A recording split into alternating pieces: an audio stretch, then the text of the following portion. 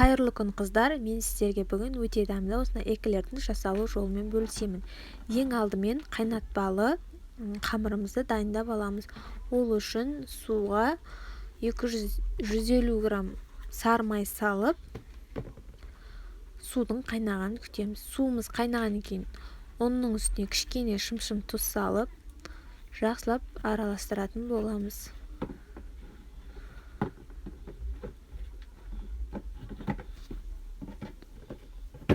Отты өшіре салсаңыздар да болады.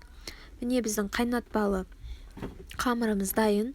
Оны кішкене 15-20 минутке қалдырып суыған күтіңіздер. Себебі жұмыртқамыз пісіп кетпеу үшін. Жұмыртқаны бір-бірлеп салып отыра осылай араластырамыз.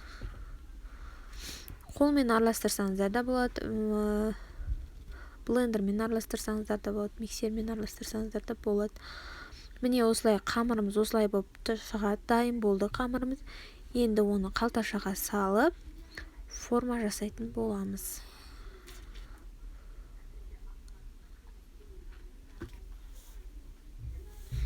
Табамыздың астына кішкене май жағып, осылай дөңгелекше етіп жасап шығамыз. Алдын ала пешімізді 180 градуста қыздырып дайындап қоямыз. 180 градуста 25-30 минут пісіріп аламыз.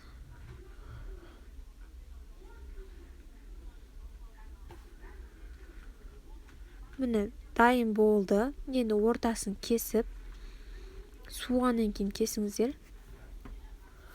Арасын осылай бөліп шығамыз, барлығының арасын. Кремін дайындаймыз.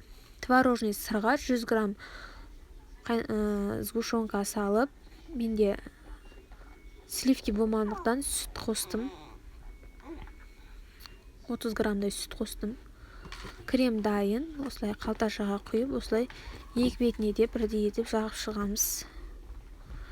Эклер дайын, өте дәмді, жасап көріңіздер, ас болсын. Өздеріңіздің қалауларыңызша сәндесеңіздер болады.